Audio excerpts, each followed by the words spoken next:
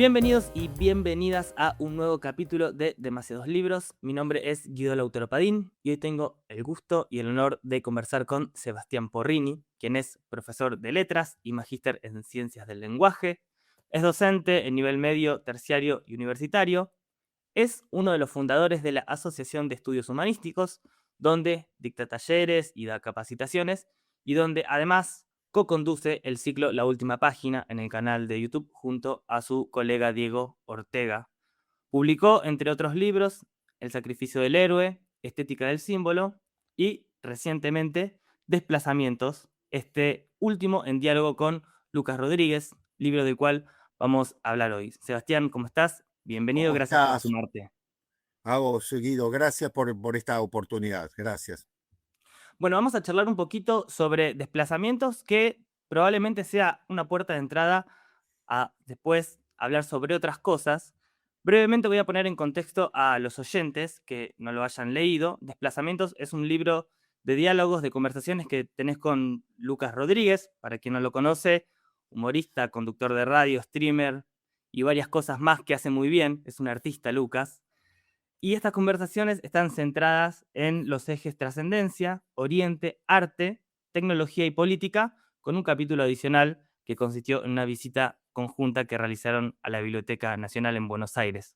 Ujú. Me gustaría arrancar esta charla haciendo foco en el título, desplazamientos, porque si vamos a la etimología de la palabra, desplazar significa mover o sacar a alguien o algo del lugar en el que está.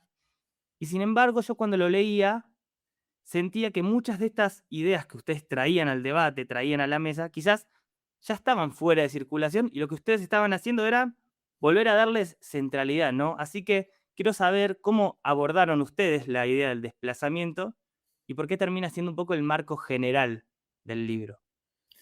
Bueno, la idea surgió porque eh, dijimos era un diálogo intergeneracional, es decir, de alguna manera Lucas y yo somos de dos generaciones distintas. Yo no soy la menor, evidentemente, y si bien tenemos una serie de puntos en común, tenemos una experiencia de vida diferente, muy, muy diferente. Yo soy docente, como vos decías, Guido. Prácticamente toda mi vida ha estado ligada al aula. Hace unos años que empezamos el canal de YouTube que vos nombrabas, pero la verdad es que los medios para mí eran algo extraño en muchos sentidos. Y bueno, después, cuando Lucas me conoció, él me llevó a Vorterix en su momento, y ahí empezamos una amistad, digamos, con una serie de puntos en común. Yo desconocía totalmente esto, pero bueno, teníamos una mirada en común. La idea de desplazarnos es desplazarnos un poco en torno de ponerse en el lugar del otro también, ¿no? Es decir, esta idea de qué pasa con dos generaciones que se llevan 20 largos años y que tienen experiencias diferentes sobre, como vos bien decías, temas en común, porque el libro surgió como una propuesta de la editorial para tratar algunos temas. Los temas los elegimos nosotros, si bien nos sugirieron algunos y los aceptamos. Bueno, ver algunas cosas que podían llegar a ser un punto de encuentro, ¿no? Digamos así, desde la mirada de una persona que, como verás, vive rodeado de libros, y de una persona que está más en la comunicación, ¿no? Constante, como es Lucas, ¿no? Que está en el mundo de la comunicación de una manera más notable. ¿Y cómo es ese proceso creativo que, si bien se da a través del diálogo, en este caso, es tan distinto a ese proceso que para vos quizás era más habitual, que era el de la escritura, ¿no? Sentarte frente a un libro y escribir. Y acá es, sí, dialogar, pero al mismo tiempo saber que ese diálogo se va a plasmar en un objeto libro, en un objeto papel. Si fuera, tenés razón, es una experiencia totalmente nueva, porque, a ver, el docente vive dialogando, ¿no es cierto? El proceso platónico del diálogo lo vivimos todos los días. Pero, mirá, cuaderno que levantes, que está aquí, es cuaderno donde voy anotando, acá tengo otro, donde voy anotando cosas de distintas lecturas, y para mí es la escritura, la forma ideal de comunicarme con con el lector, por decirlo de una manera. Esto fue distinto, porque el libro no lo escribimos, lo grabamos. En realidad nos encontramos 5, si no me equivoco, fueron 5 o 6 oportunidades aquí en casa, con el tema ya más o menos en la mente, y ponernos a grabar, ¿no? Después, bueno, por supuesto, hubo una purificación, porque vos sabés que en la oralidad uno repite cosas, dice bueno, ¿no? Y va cortando, en fin, eso se purificó un poquito, pero se respetó la idea central de lo que decíamos oralmente. Y la verdad es que es una experiencia tan distinta, porque cuando me mandaron el original, yo me veía hablando de esa manera y decía, Dios mío, por favor, cómo repito cosas y constantemente vuelvo. Entonces tenía que ir solucionando sin quitar el espíritu de la frescura, digamos, ¿no?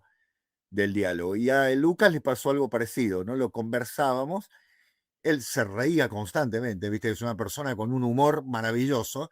Entonces, le digo, leyendo los diálogos de Platón, la verdad que estamos a kilómetros, ¿no? Pero uno piensa que los diálogos de Platón en el fondo fueron un pretexto, ¿no? También para otra cosa. Así que mira, una experiencia interesante, distinta, qué sé yo. Uno escribe solo, Guido, ¿no es cierto?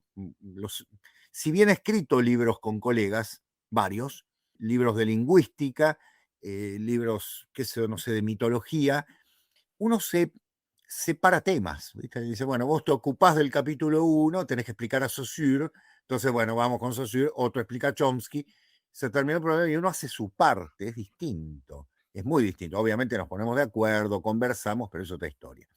Pero no se ve la conversación en el libro. Aquí se lee la conversación. Es una cosa muy original, ¿no? Bueno. Sí, y me parece súper interesante esto del diálogo intergeneracional, que no es tan común y que ustedes lo ponen a funcionar en torno a, nada, generar conocimiento, ¿no? Lo dicen al principio del libro, como un diálogo no con la voluntad de tener la última palabra, sino de avanzar en el intercambio de esas ideas y que vayan generando cosas nuevas. Me Exacto. gustaría meterme en algunas de las ideas que aparecen en el libro. ¿Cómo no?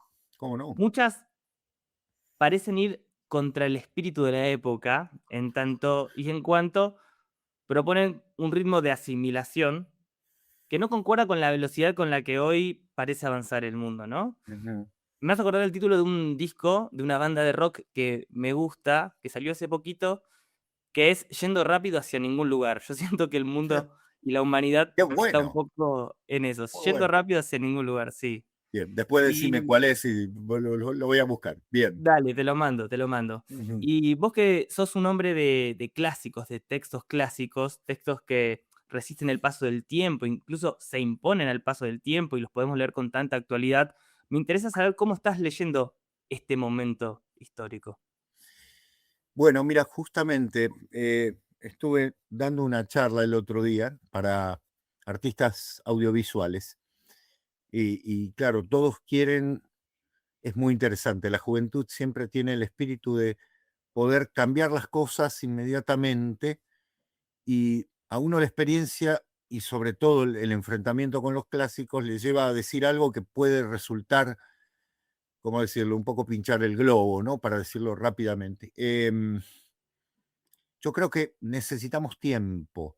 El gran bien de la humanidad, no recuerdo quién dijo la frase, pero la gran riqueza que vamos a tener los seres humanos en estos momentos y en el futuro más es el tiempo.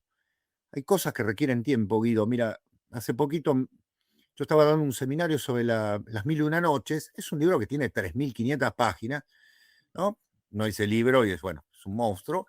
Y me preguntaban, ¿cómo hago para leerlo? Leyéndolo, le dije yo, ¿no? Y entonces se quedan mirándome como diciendo, claro, lo único que te va a robar las mil y una noches es tiempo. Ahora, eso deriva en que vos quieras terminarlo en una semana, no lo vas a lograr. Digo, no lo vas a lograr ni por broma. Te va a llevar tiempo. ¿Por qué? Porque está construido para eso. Es una obra que está construida para que vos puedas leer meses, ¿no? Y no hay ningún apuro, no hay ningún apuro. No me persigue nada, no tengo que dar un examen, nada.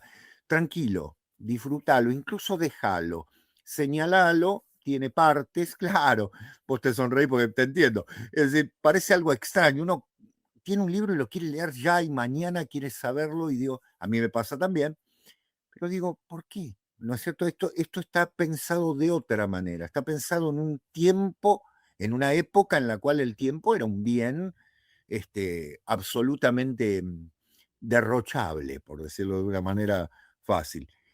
Y creo que está así el quid de la cuestión. En la inmediatez en la que vivimos, y no soy un genio ni estoy diciendo nada nuevo, en la inmediatez en la que vivimos, creemos que todo, viste, tiene que ser como cocinar un huevo frito en el instante, y hay comidas que llevan 4 horas de cocción, 6 horas de cocción y mucho más.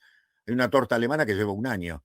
Entonces uno dice, bueno, hay que evidentemente respetar esos tiempos, porque necesito decantar, tiene plazos, hay que releerla, hay que volver a hablar con ella.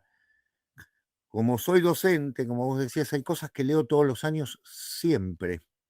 Y te digo la verdad, es un don de Dios volver a leerlas siempre, porque despiertan otra vez otra cosa y otra cosa y otra cosa. No sé, la tragedia griega, que la leo todos los años. Siempre es una innovación, el Quijote, siempre.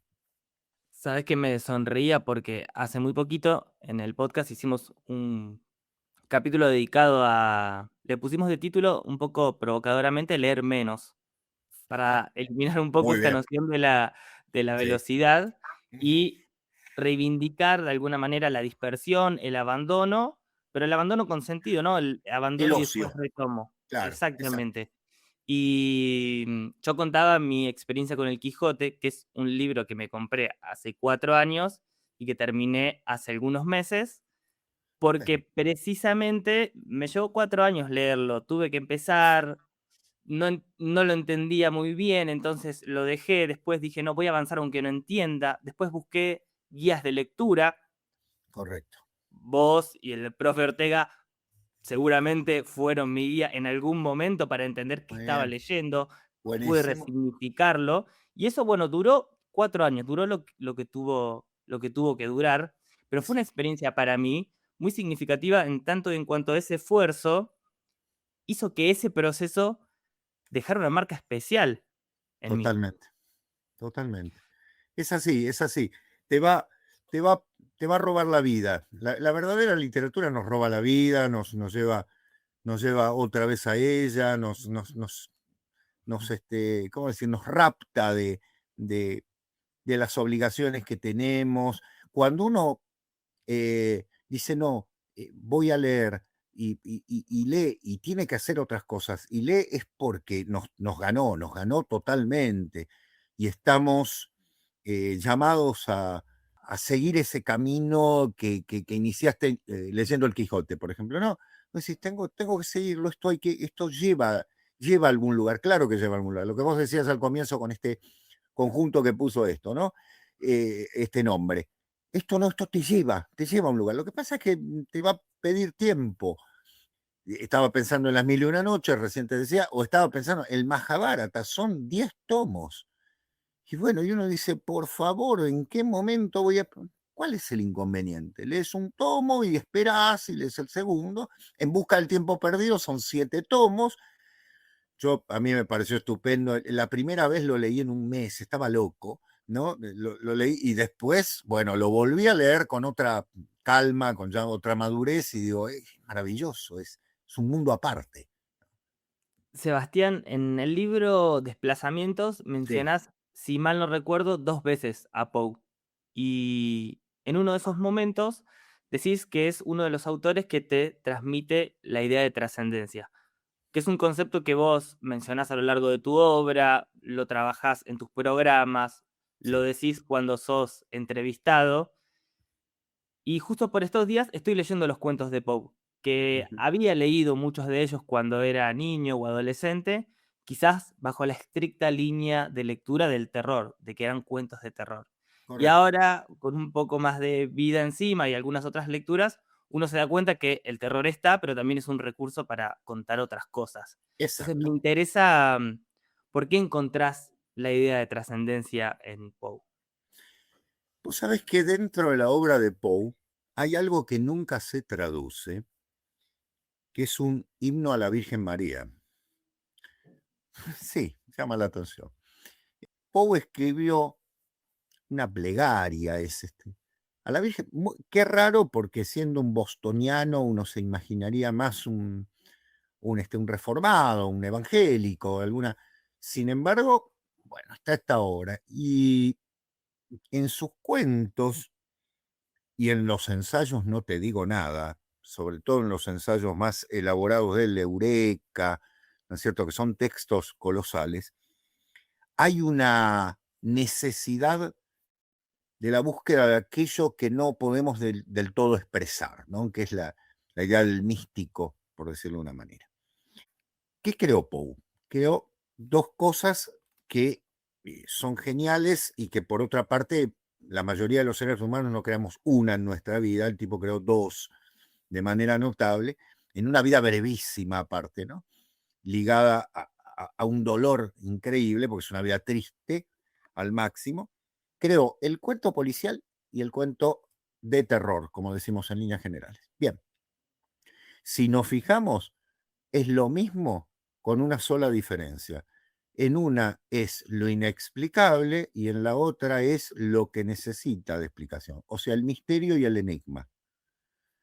El enigma puede ser resuelto, que es el problema del policial. Crea el detective que puede resolver racionalmente el enigma. Sin embargo, su único cuento en el cual la palabra misterio aparece es un cuento policial, ¿no?, El misterio de Marie Roget. A ver, ¿qué es lo criminal? ¿Qué es lo que interesa en estos casos? ¿Qué es la base de lo criminal? El hecho de la vieja lucha entre el bien y el mal, ¿no es cierto?, llevada a un punto de realidad lógica, si se quiere, porque hay una explicación lógica para todo ello. Poe lanza al principio del cuento policial o del relato criminal de manera tácita. Nunca dice debe ser así, pero quedó allí. Y lo otro es el terror, que es justamente el misterio que no podemos explicar y que tiene como base el mismo origen de trascendencia. Poe vive en un momento en el que los dioses se expulsaron, están reservados a la literatura, por lo tanto, como dice Calazo, ¿no?, en la literatura y los dioses. Entonces, vuelven de otra manera, vuelven como monstruos. Son monstruos que están inmersos en un mundo de fantasmas, de seres inexplicables y demás. En la caída de la casa Usher, él empieza el cuento hablando de la casa, cuando llega el amigo Frederick Usher y demás. Vos recordarás, ¿qué estaban leyendo? No lo dice nunca, pero dice, estaban leyendo unos textos de ciencia antigua. ¿Qué es lo que están leyendo? Están leyendo teología, alquimia, ¿no es cierto?, teurgia, todas las disciplinas que han sido ninguneadas por la ciencia moderna. Es decir, son dos tipos que están muy, muy tocados, diríamos hoy, ¿no?, muy tocados, leyendo cosas que ya no tienen importancia para el mundo de lo científico, y Poe era un lector de ciencia notable. De hecho, en sus ensayos se nota que estaba al día de las investigaciones científicas, pero diciendo esto encierra algo mucho mayor, como los grandes románticos lo entendieron en la época. Hay algo que nos escapa a lo que queremos clasificar. Bueno, eso que nos escapa es lo trascendente, aquello que no podemos de alguna manera expresar, que quedó reservado para el arte, para la literatura desde esa época, ¿no? Sí, justo acá tenía algunas anotaciones y pensaba en esta voluntad de narrar lo inenarrable que tienen sus cuentos, ¿no? Como el esfuerzo que hacen Es, sus narradores siempre al inicio de los cuentos establece como el parámetro de te voy a contar algo, pero lo que te claro. voy a contar está contado de alguna manera, de una manera deficiente, Ujú. porque no hay palabras para explicar lo que te voy a contar, lo que te voy a Totalmente, narrar. Eso totalmente. aparece mucho en sus cuentos, como una línea general. Sí, señor. Sí, es muy bien observado.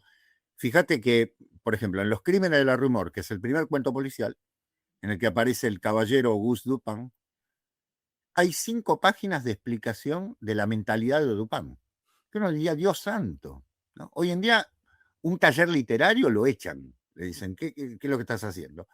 Sin embargo, Poe está requiriendo del lector que preste atención a eso, porque dice, yo lo que te estoy contando es algo que si no te cuento cómo piensa el personaje no podemos entender nada. Una genialidad. En segundo lugar, vos ves el caso del señor Valdemar, ¿no? Hay toda una disquisición sobre el mesmerismo, que tiene un fundamento clave, que es la idea de esto la ciencia no lo deja, no lo introduce en sí misma, sino que lo deja de lado, digamos, y que yo viví esta experiencia. Entonces uno dice, a ver, ¿dónde estamos? A mí me parece exquisito ese sentido de Poe, porque en el fondo te está haciendo una caricia, le está haciendo una caricia al lector, ¿no? Como diciendo, te entiendo, por ahí no es la parte central que te va a llamar la atención, pero esto es como abrirte la puerta de a poquito para decir, mira, ya vas a ver el ojo, ¿no? El ojo malvado del corazón delator, y obviamente vas a poder entender esto que parece, como vos bien decías, inexplicable, ¿no? Súper interesante, Sebastián, escucharte profundizar sobre la obra de Poe, que en varias oportunidades te escuché hablar de ella con tanta intensidad y con tanta pasión, así que un gustazo tener este pequeño momento dentro del podcast. Em, Quisiera Te ahora digo, cambiarte. te digo de acá, anda a releer El tonel de Amontillado y vas a entender todo. Para mí, Bueno, perfecto, me voy directamente para perfecto, ahí. cuento perfecto. Sí, Quiero ahora cambiarte un poquito de tema sí, introducirte en la enseñanza de la lectura, porque lo mencionaba hace un ratito, sé que sos un gran lector, por supuesto, pero también defensor de los clásicos y que como docente los enseñas en clase. Y es una pregunta muy simple esta, pero creo que no va a ser así su respuesta, que es ¿por qué dar clásicos, estos textos que muchas veces se juzgan como difíciles o aburridos también, a chicos que de alguna manera están formándose como lectores? exacto. Bueno, en primer lugar, porque un clásico, vos fíjate que va a ser citado tácitamente o claramente, va a ser citado inevitablemente, digamos. Es decir, ¿quién diría que toda persona que se sienta a escribir un cuento policial, evidentemente empieza a volar por alrededor el señor de Boston, ¿no? Es decir, está allí. Es casi imposible, ¿no? O de terror. Es decir, del mismo modo, está este señor nuevamente allí.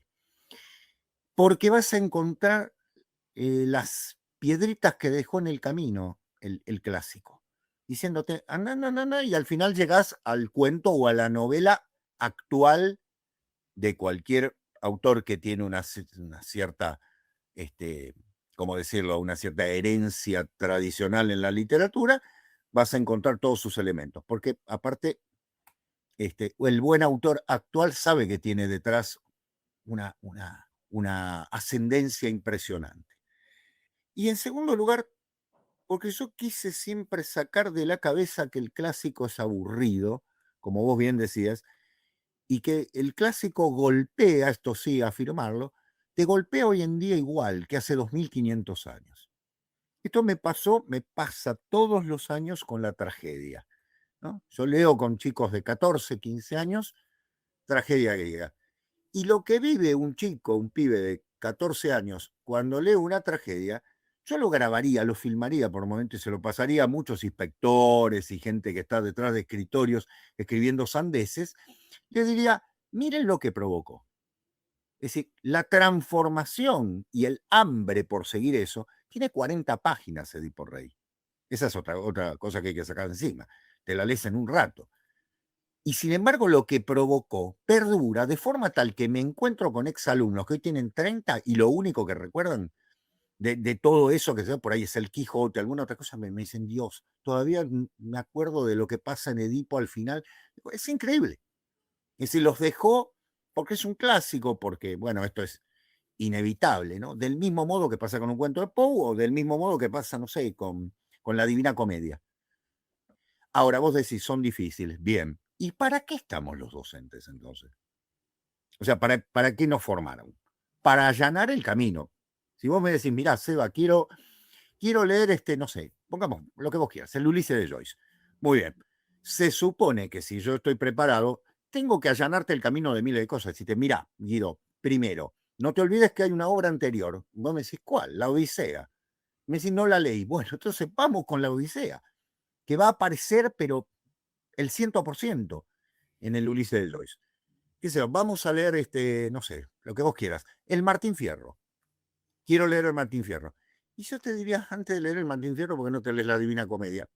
Me dice, ¿qué tiene que ver un gaucho con un tipo que va? Es que es un viaje iniciático, los dos son viajes iniciáticos. Cuando cruza la frontera, está cruzando una frontera con el ser, ¿no? Con el indio, con el gaucho, con la civilización y demás. Por supuesto que eso también, pero cuando vuelve un tipo que te dice, un padre que da consejos, más que padre es un amigo, y empieza a dar unos consejos que vuelan de una manera notable, ¿no?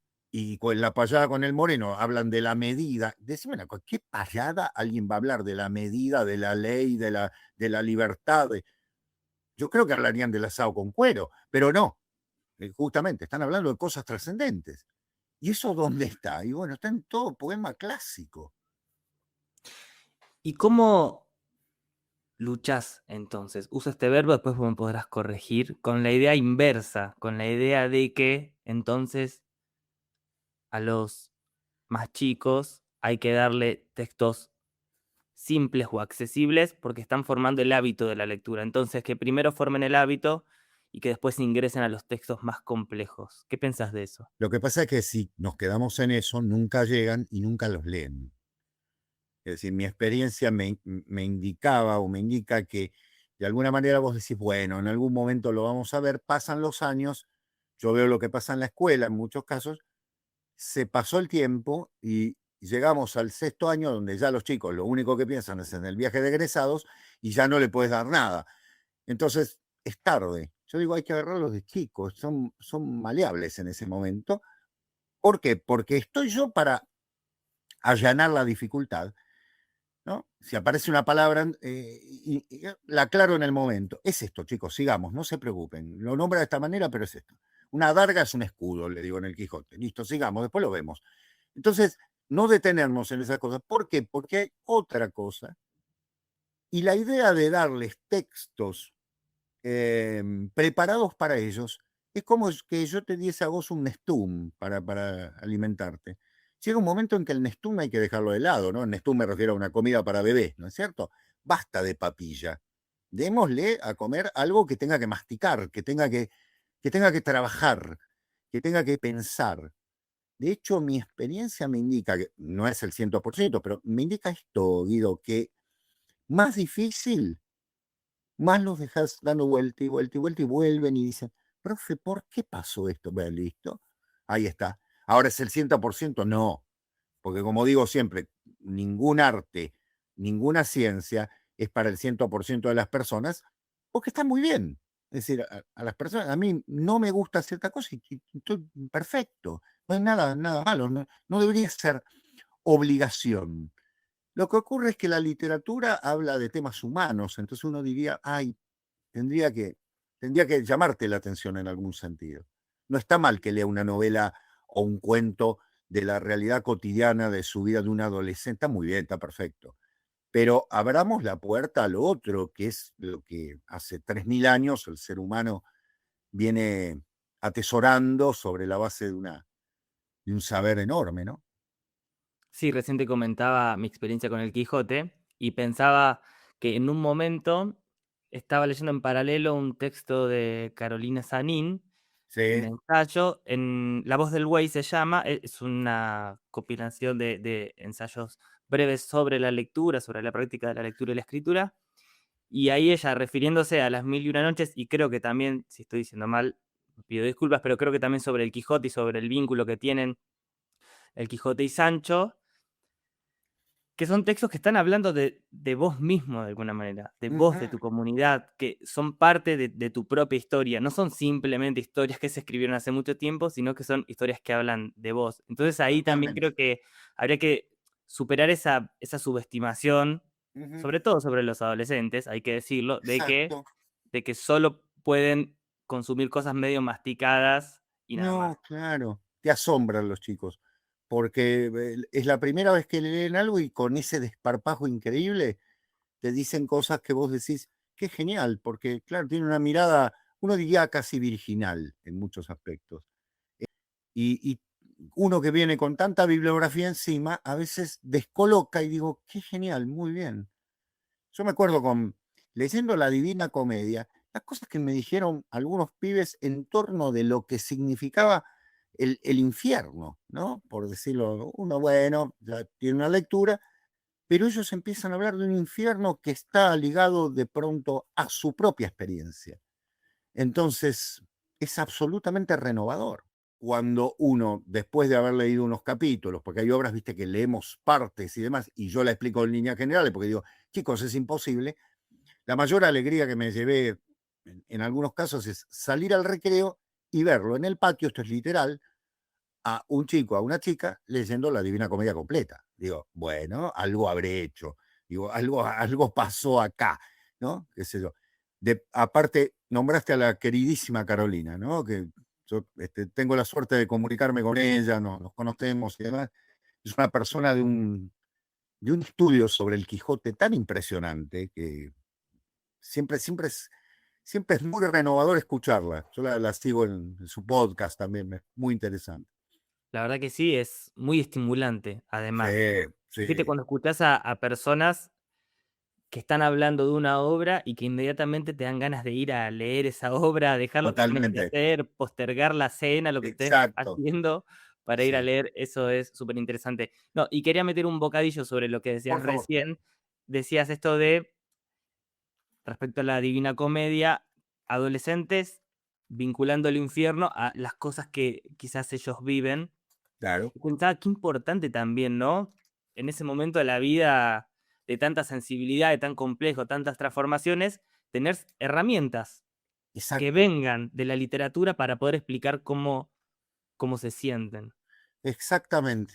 ¿Cómo se sienten? Claro, que el personaje se desmaya, que el horror lo lleva a perder la conciencia, que cuando se despierta sigue en el infierno, que no es un sueño, que está metido realmente en ese mundo, que hay infiernos interiores, por continuar lo de la Divina Comedia, ¿no? Del mismo modo que con cualquier clásico, ¿no? Quiere escaparse y sigue allí y tiene que enfrentarlo, ¿no? Es el héroe, la idea del héroe.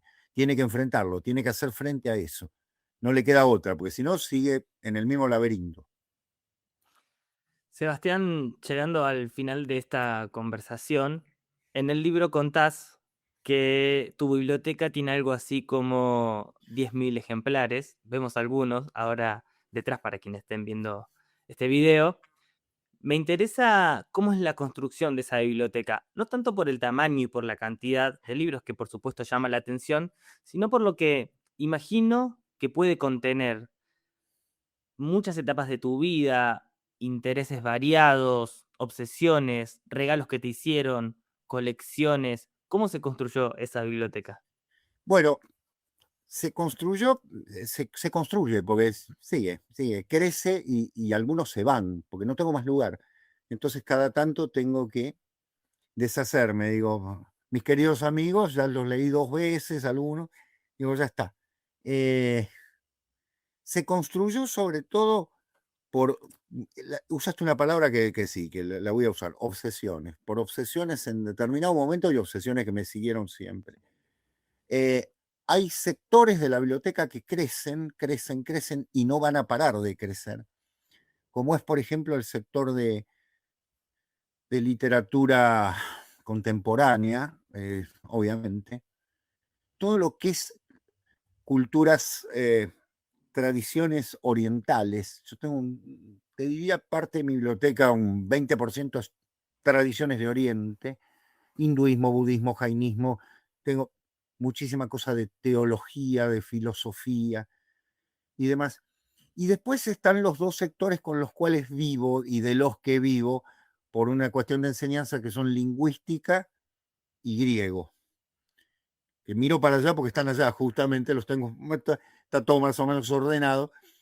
Ahora, después hay sectores que a veces me asombran a mí porque fueron obsesiones de una etapa, ¿no? Por ejemplo, historia precolombina, tengo un montón, qué sé yo, y leí muchísimo en un momento de mi vida, o de pronto historia del arte, qué sé yo, hay cosas que formaron parte de mi vida. Después hay, ¿cómo decirlo? Forma parte sectores que esperan más llegadas, ¿no? Como la literatura japonesa, que la he ido descubriendo con el tiempo, y entonces, bueno, no hay mucho traducido, no hay lo que uno quisiera, entonces voy descubriendo y abriéndome a eso, sobre todo con el consejo de algún experto, algún amigo, algún editor también, que me dice, mirá, se editó esto, fíjate, Seba, vos sos un enloquecido de estas cosas, y aunque te parezca mentira, también algunas ciencias duras, ¿no? Porque, qué sé, hay cosas de física que me encanta conocer. Entonces leo de pronto física cuántica, porque digo, a ver, ¿qué es esto? Y de pronto está muy lejos de mí. O historias de la música. La música, si yo no fuera profesor, sería pianista, lo dije toda mi vida. Amo la música. El otro gran mundo que no está acá adentro, está en otro lugar porque no entra, es la música clásica. Y entonces he leído mucha biografía, estudio musical, musicología, me encanta. Eso, sí, hay un poco de todo. ¿Tenés discos? Sí, sí, sí, sí, un montón. Demasiado, como dirías vos. Demasiado, sí, Demasiados discos. Esa es demasiado listo. Sí.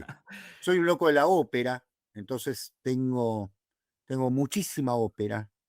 Me han regalado muchísimo, por supuesto, porque hubo una época en la que, viste, el disco de vinilo había caído en desuso y, e incluso colegas, amigos o familiares de personas que recibían en herencia me decían, te lo llevas porque esto es una porquería, no lo quiere nadie. Y qué sé yo, conseguí cosas que ahora dicen, están tan locos, ¿no? Los que me lo dieron, pero bueno, ahí están. Claro, ahora volvieron, ahora pegó la vuelta y Ahora me están pegó la de vuelta, moda sí, y salen carísimos además. totalmente. No tires la Eh, ropa porque vuelve. Acordate que sí, vuelven las total, modas. Sí, sí, un día van total. a volver las polainas, mira, totalmente. Me gusta eso, Sebastián, de ver la biblioteca y ver momentos de tu vida. Me gusta esa imagen. Quería preguntarte, ¿cómo seleccionás tus lecturas hoy? Sos una persona recontra leída, que encima relees muchos de esos libros porque los retomás en clases. ¿Cómo te llevas con las novedades editoriales? ¿Escuchás recomendaciones? Sí. ¿Cómo crece? Bueno, entiendo, más allá de los intereses, ¿cómo te llevas también con el azar de encontrarte libros porque ibas caminando y te los cruzas en una librería? Sí, sí, me pasa. Mirá, me pasó hace muy poquito. Yo tengo acá a pocas cuadras de mi casa una librería con librero. Viste que es algo raro. Un librero es una especie de momia, ¿no? Que existe extrañamente. Es un gran lector el librero. No es una persona muy grande, más joven que yo y una lectura imponente. Fui por otra cosa. Yo a veces entro nada más sin idea y digo, a ver qué encuentro. Obviamente él me deja revolver, entonces voy revolviendo cosas y de pronto había una pila de libros policiales, me encanta el policial, de una escritora que desconocía y le digo, Emiliano, ¿esto qué es? Y viene y me dice, no sabes, no la conoces, no. Ah, genial, dice, mejor porque él se había leído todas. Me dice, es una escritora francesa, totalmente desconocida para mí, y le digo, bueno, hagamos una cosa, no me puedo llevar todos porque no te dejo el sueldo, pero digo, decime cuál. Buscó, lo cual te indica que sabe. Buscó en la pila, viste así, me dice, empieza por este. Bueno, me lo traje, fue realmente una genialidad, ¿no? Me encantó, ya fui a comprar el segundo, bueno, en fin. Lo que vos decís un poco, a veces entro sin pensar, entro a la librería y digo, busco, y acá buscando, vos decís, ¿cómo ordeno? Hay cosas que leo porque estoy escribiendo, entonces digo, tengo que buscar esto, bueno, eso es una herramienta, como decimos. Pero en algún caso, no sé si te pasa a vos, buscando un libro, junto a él hay otro. Y entonces decís, uy, ¿no? Uy, ¿esto?